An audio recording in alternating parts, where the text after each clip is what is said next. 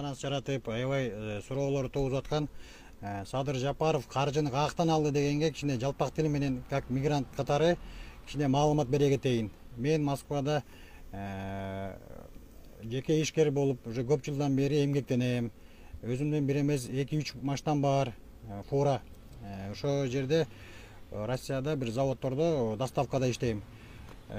Буга чейин деле Садыр Жапаровду Москвага келгенде өзүбүз тосуп алып, квартирасын, жатаканасын баарыбыз өзүбүз каржылап келгенбиз. Себеп дегенде Кыргызстаныбыз качан оңолот, качан бутка турабыз деген эмеде болчу да, тилегибиз. Кудай буйруса, азыр мына Москвада штабтарды да өзүбүз каржылап атабыз. Бул мен эле эмес, мага окшогон жеке ишкерлер бар, чоң-чоң бизнесмендер бар. Даже ушул жерде эжелер бар.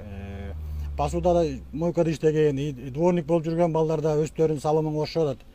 Анан жанагындай ишенбестик, бул акча каяктан чыкты, кантип каржы болот дегенге бул жеке кичине маалымат ушул.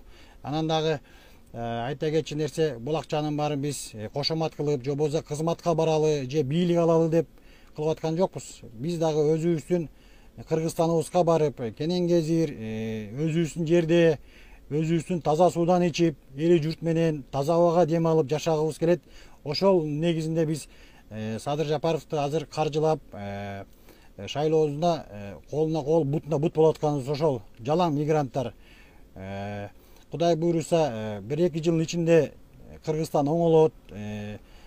Садыр Жапаров бизди алып кетет деген үмүттөбүз. Бунун баардыгын айтып атканын себебин, сөздүн далили бар. Садыр Жапаров менен мен Москвада чогуу бир үйдө жашадык, экөөбүз бирге жүрдүк, көптөгөн элге чогулуштарды өткөздүк, мигранттарды чогулттук.